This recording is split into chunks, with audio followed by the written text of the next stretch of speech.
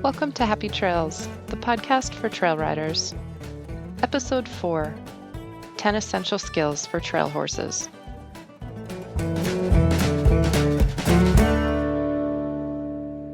Welcome to the show. I'm your host, Jess. It's April 2020, and the world's being ravaged by COVID-19. Quarantine and lockdowns have led to the closure of many public parks that are frequented by us trail riders.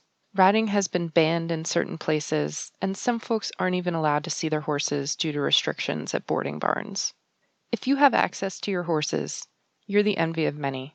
However, you may still be feeling the sting of our new reality as your access to trails is restricted, and you're stuck at home left thinking, what do I do now? I'm in the same boat. I'd rather be out exploring the trails, and I feel a little lost without that beloved aspect of riding.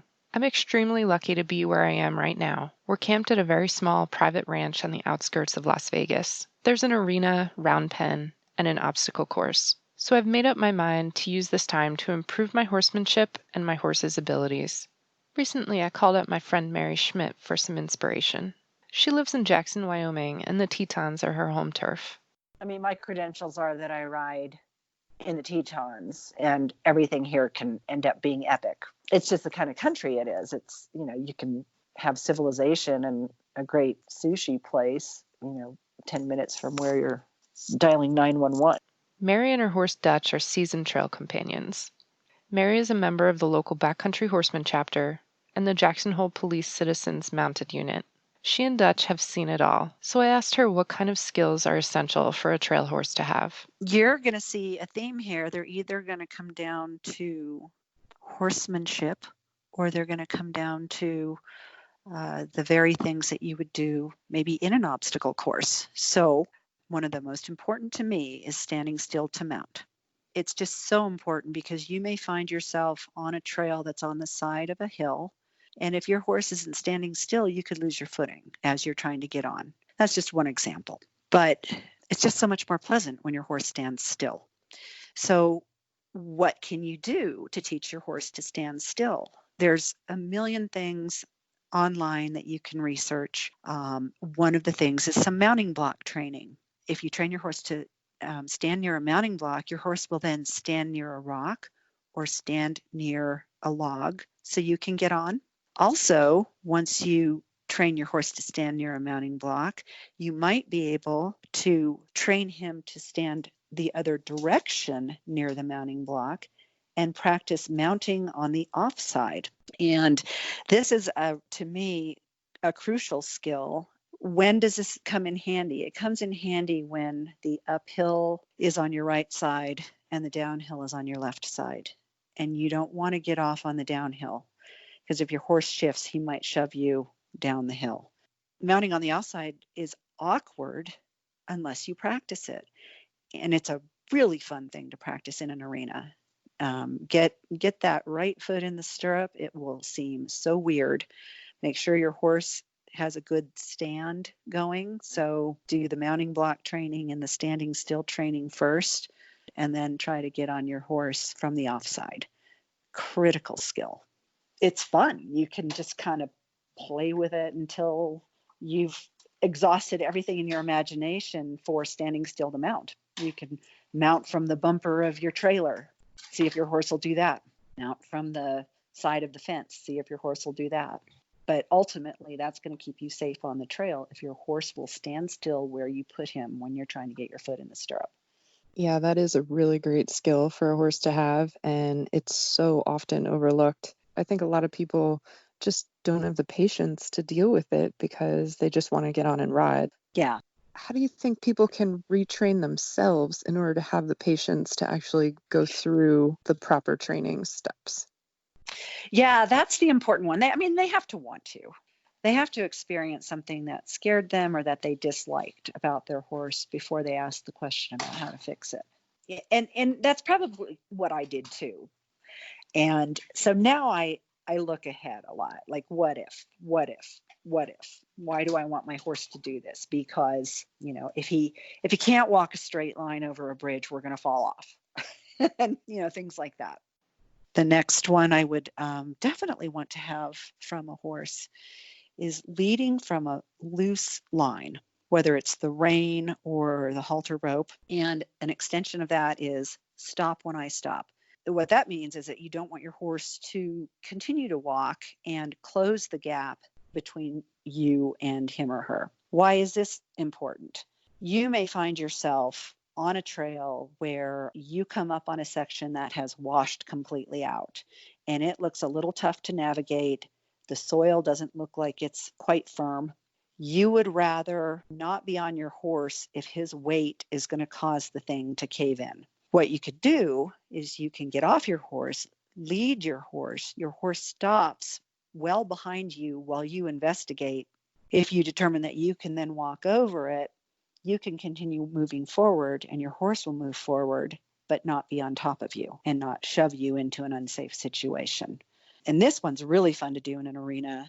You start with, if you use the Pirelli backup, which is shaking the line and the horse backs up as you're facing him, and then you transition to turning your back on the horse and you walk a small distance with a loose line, and you can exaggerate your stop so the horse knows you're about to stop. Some people jump up in the air and then plant both feet, and sometimes it actually makes the horse stop because they think you're a crazy person.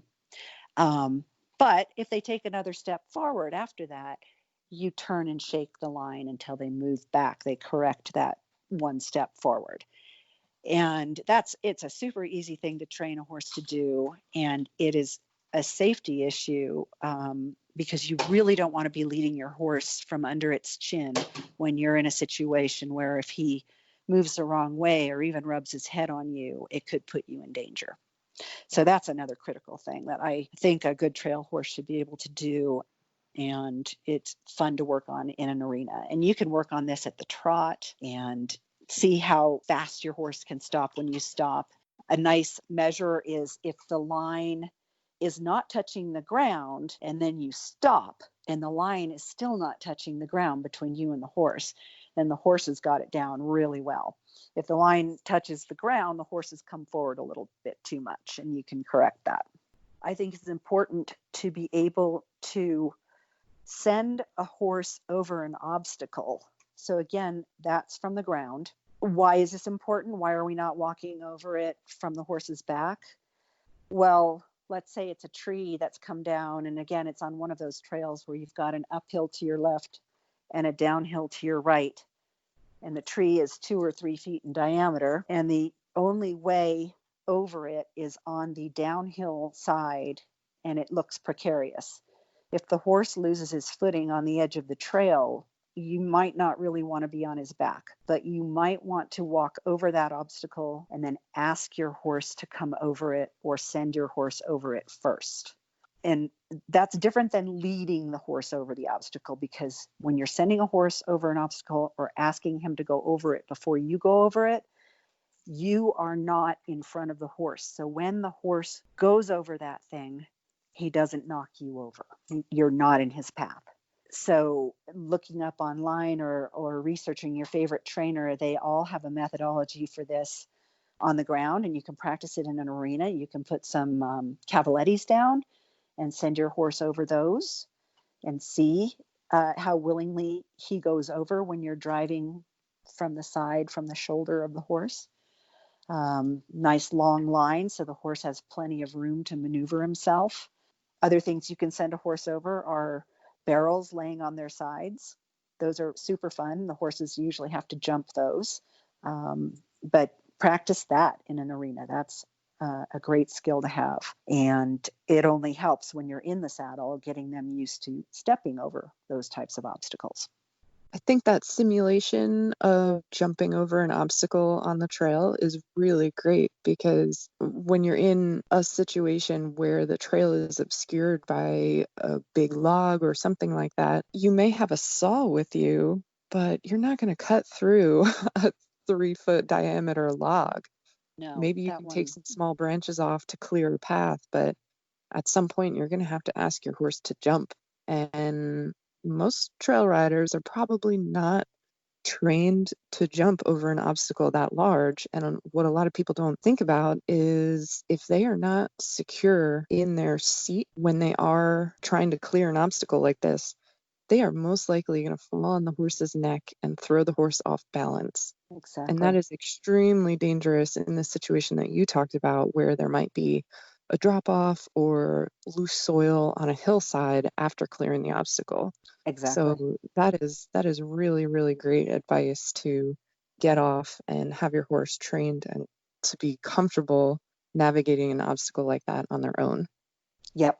Yep. And again, all of these things are things that I've either found myself drawing from or seen other people struggle with on actual trails. So none of this is fantasy. It's all things that I've encountered. Another really, really good one is teaching your horse how to give away his or her own space and how to also give space to another horse. We've all been around horses that have large personal bubbles, and that's fine if you have a lot of room to give them. But a lot of times you find yourself in some very tight quarters, accidentally, or that's just the way the trail is. And the horses really need to be comfortable with another horse inches away from them, behind them, or in front of them. And if that's impossible, if the horse in front of them is just, not having it, your horse needs to know how to give that horse space. In other words, to rate its speed at your request, and give that horse plenty of personal space. So those are both amazing things to do. And not only in front and behind, but side by side. See how close your horse can get to another horse, and tolerate it, and work on both sides, left and right. See if your horse can carry itself in the kick zone of another horse. In other words, having its head on the hip of another horse slightly to one side or the other. This is an exercise that we do in my mounted patrol training that has turned out to be invaluable on the trail, because a lot of horses don't want to willingly put themselves in the kick zone of another horse. Now, obviously, if you're going to practice this in an arena with friends, you need to make sure that you are practicing it with some horses that are very tolerant. So if your horse is not tolerant, make sure the other horses that are there are tolerant and will allow your horse to get over his fear. And I just think this is really important. I found myself on a trail, I think it was last summer, and it was very exposed, a very narrow little trail on a steep hillside up here at Jenny Lake in Grand Teton National Park. And I was committed. I was halfway across a scree field, and 3 riders came out of the woods from the other direction. And they tried to back their horses up, but there wasn't enough room for 2 of the 3 horses to get back into the woods. And I had to inch my horse past a completely unfamiliar horse facing the other way. I was on the downhill side, and our stirrups were touching when I went by. And if our 2 horses had not been really solid trail horses and comfortable with that, I could have gone tumbling down the hill. I had faith in my horse. I was grateful that the other horse was also equally solid in that situation. But you just find yourself sometimes needing to have horses very close together. And so practice it in the arena. Bring some friends, get a little closer, see how your horse tolerates it. Don't ask for too much at once, but get to the point where you can be boot to boot or head to hip or head to tail. Practice all positions with your horse and make sure he or she is comfortable. On the heels of the giving up space and being able to give space to another horse, I can be anywhere in the line of horses. You want your horse to be able to lead. You want your horse to be able to follow. You want your horse to be able to be in the middle, which is a little bit intense because they're sandwiched by two horses. So if you have the horse that can be anywhere, you're you're going to be the happiest on a trail ride, because as everyone else struggles with their horse and says, my horse has to be in front or my horse won't lead, you can just enjoy your ride from any position in the lineup of horses. I think this is really important. And I can't tell you how happy both my horses have made me by being that horse or learning that skill, because it just gives me one less thing to worry about on my own trail rides. I'll go to the back, I'll lead the ride, I'll do whatever makes all the other horses happy. So that's how I feel about that. But also, you want your horse to be able to leave the group. And this is hard for a lot of horses. They don't like to be left behind. And sometimes they don't like to move forward and leave the group if they're in the front. And so what I do with my friends, if I have a horse that's just learning that skill, I will, if I'm in the front, turn around and say, do you guys mind if I trot off to X point over there and then trot back? And if you will hold your horses in a walk, that would be great, because my horse will learn how to move away from the group. And usually it goes well, and you do as much as you think the horse can handle. So you go a little ways away and then a little further ways, and you always bring the horse back so he knows that as he moves away from the group, he will eventually be able to come back. And same thing with letting the group walk away from your horse. Let people know what you're doing so that they understand and are with the program, and stop your horse. Let the other people walk on and see what happens with your horse. See how long your horse can tolerate it. Don't push him over the edge, but reward him by getting back to the group or having the group stop and letting you catch up, so that they know, I might take you away, but I will always bring you back. And why is this skill important?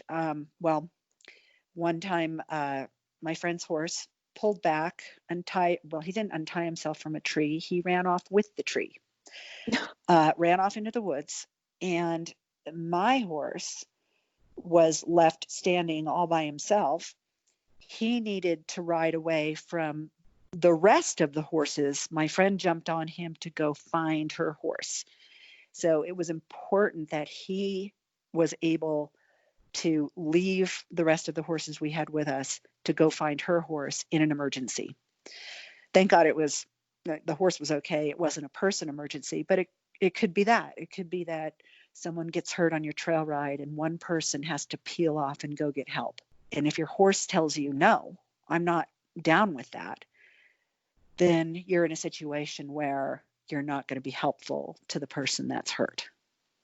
So yeah, there are so many situations, like emergencies are the biggest thing, but even non-emergency situations, if you need to separate in order to go scout the trail or go back and retrieve something that you dropped on the ground, exactly. It's just good practice to be able to separate your horses. But yeah, or if your horse throws a shoe and y'all talk and everyone else wants to continue on, you're okay by yourself, but you've got to be able, your horse has to be able to be by himself and go back, limp back to the trailer or whatever it is.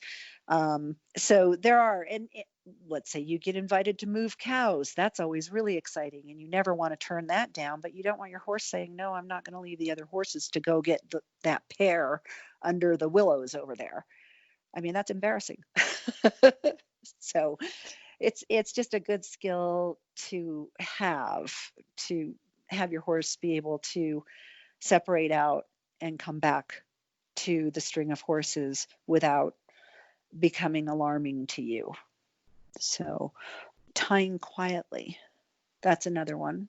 You want to stop and have lunch, you want your horse to tie quietly. Or again, somebody got hurt, maybe they're not hurt seriously, but you want to check and make sure they're okay, and you need to tie your horse up because you're going to try to make sure this person's head isn't, gashed or whatever. You want your horse to tie and stand quietly and not fuss and pull back and You can do it in the arena at first because you can keep an eye on them, tie them to something solid, not to panels. But if you have trouble with your horse tying quietly, don't ask for a lot at first. Ask them to stand quietly for, a minute or 5 minutes, whatever in their wheelhouse. Walk away, come back, reward them. Ask them to stand for 10 minutes, walk away, come back, reward them.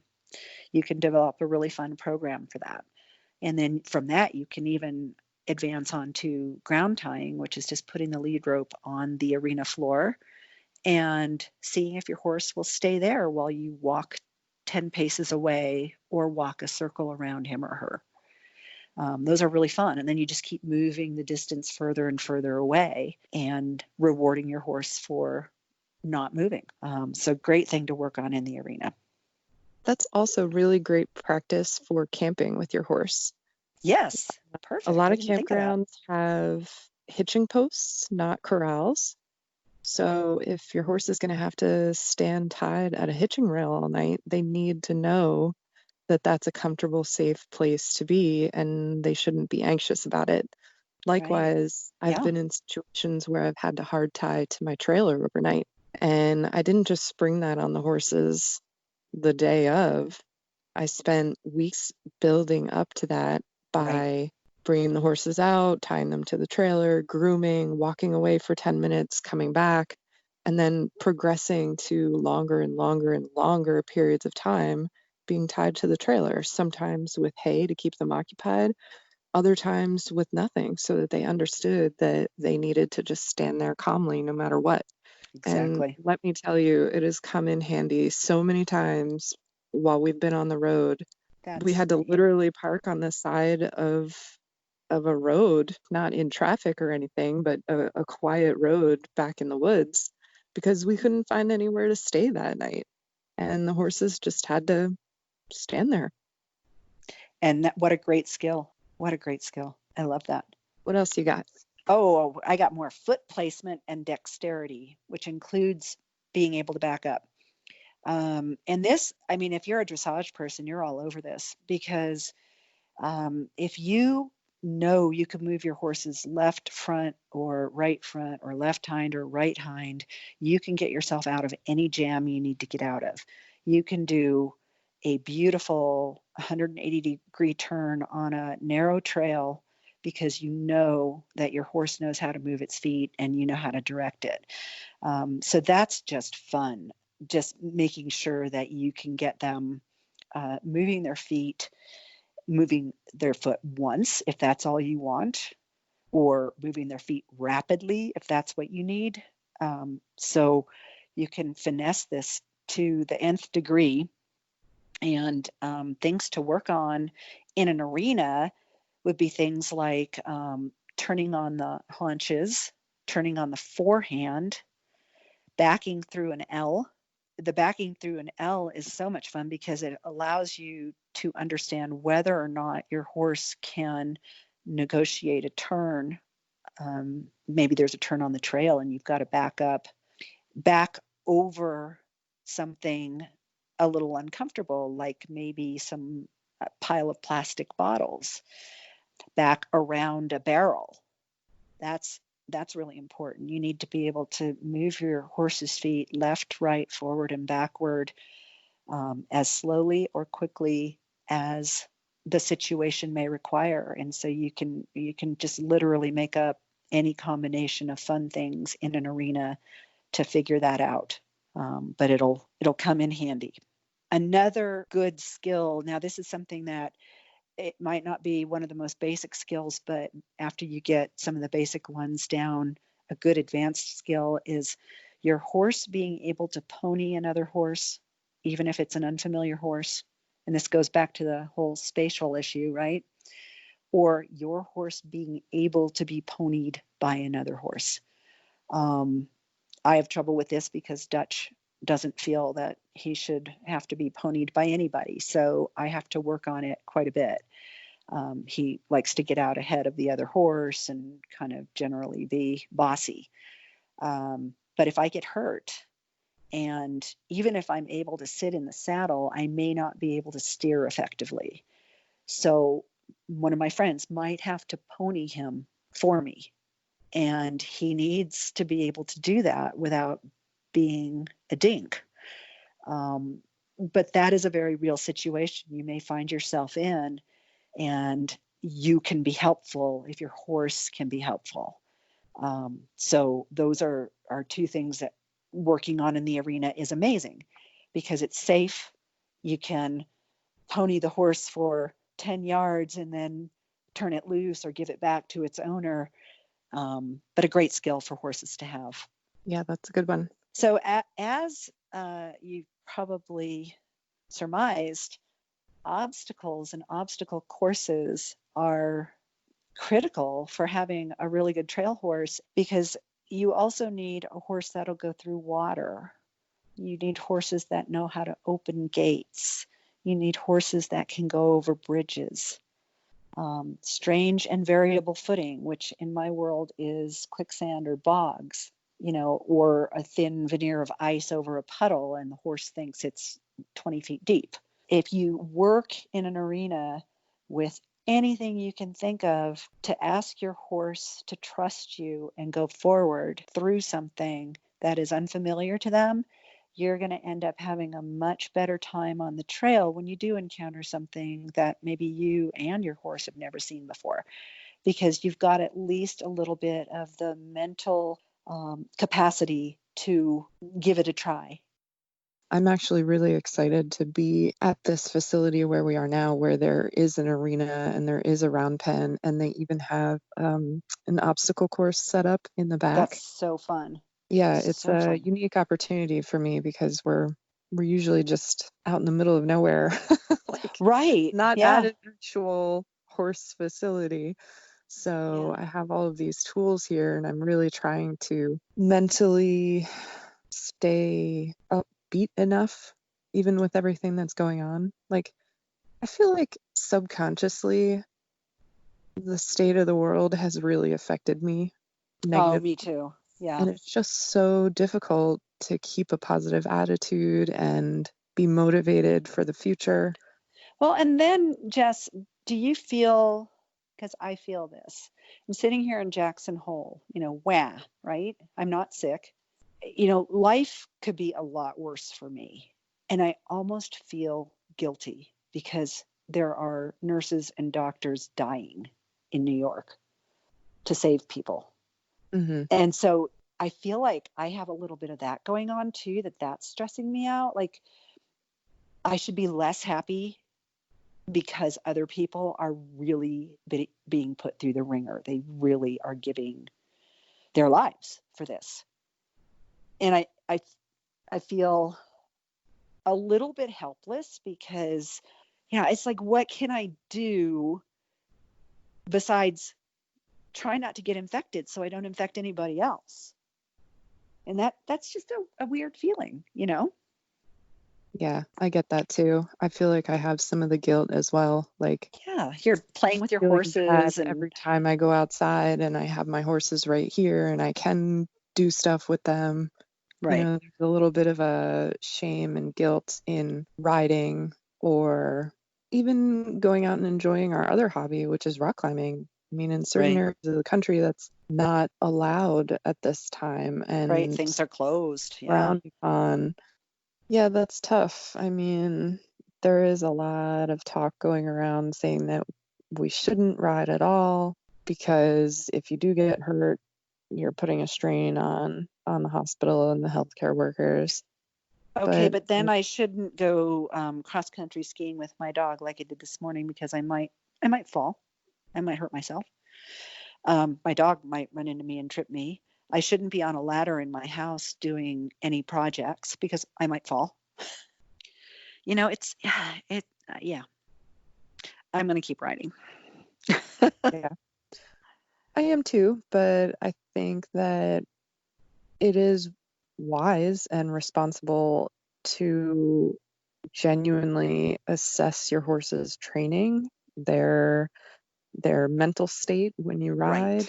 Right. Assess the risks and don't put yourself in harm's way unnecessarily. Okay, and that is a perfect summary for trail riding because I am not opposed to getting off my horse. If I feel like I'm being asked to do something that is not in my or my horse's comfort zone, I will get off. And that's why some of this groundwork is good, because if you can then negotiate whatever it is from the ground with your horse, you'll feel so much better about your decision to get off, getting your horse through this problem, whatever it is. And I feel like people, when they choose trail riding partners, should choose partners that support them in anything they need to do with their horse, and vice versa. Absolutely. If you're Yeah. riding with people who are going to make you feel bad for getting off or doing something slowly and cautiously, those are not the people you should be with. Do you Right. remember the first time I rode with you when we were riding to Two Ocean Lake? Mm-hmm. First time we encountered the bridges in that area, which were just, what are they, like 4-foot wide boards with no Yeah. rails on the side going across a ditch.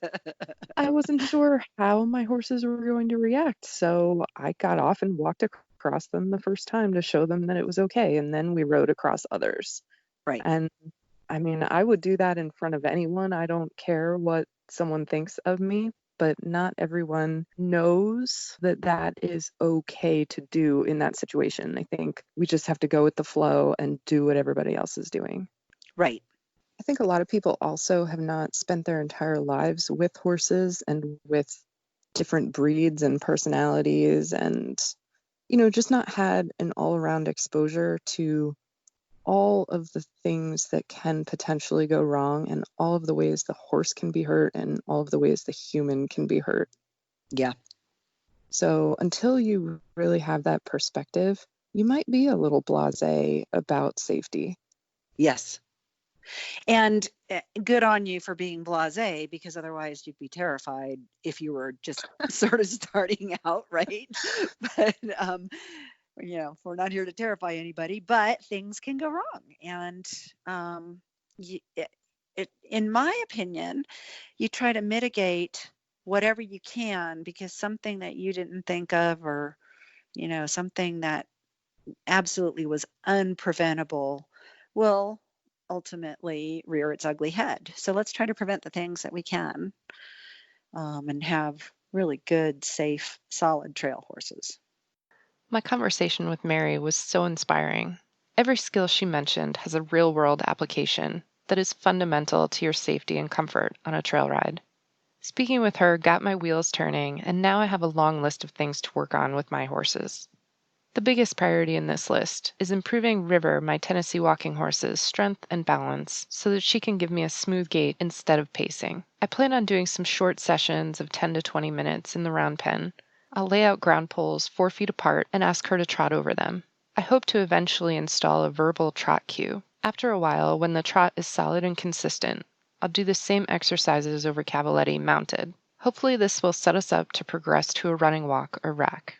Mackenzie needs a dressage refresher to improve her rhythm, balance, and relaxation in the arena. She's also one of those mares with a very large personal bubble, so hopefully I can work on exposing her to strange horses while we're here at this barn. Both horses are extremely buddy sour because we pretty much go everywhere together all of the time, so I'll work on that too.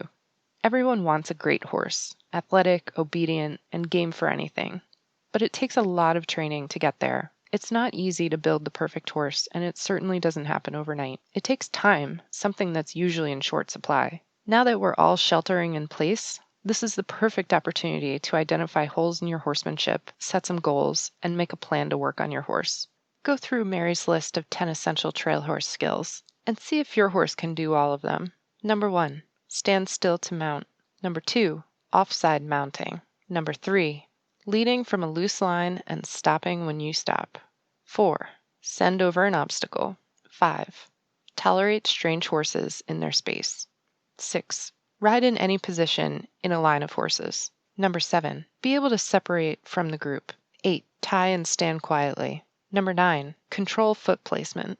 Number 10, pony and be ponied. The time you spend improving these skills now will set you up for success when you are able to get back out on the trail. So go out to the barn, grab your horse, play around with some obstacles, and get creative in the arena. And most importantly, have fun while you're at it. Thanks so much for listening, and until next time, happy trails! The Happy Trails podcast was created and produced by me, Jessica Isbrecht. The show's music was written and performed by Jason Shaw.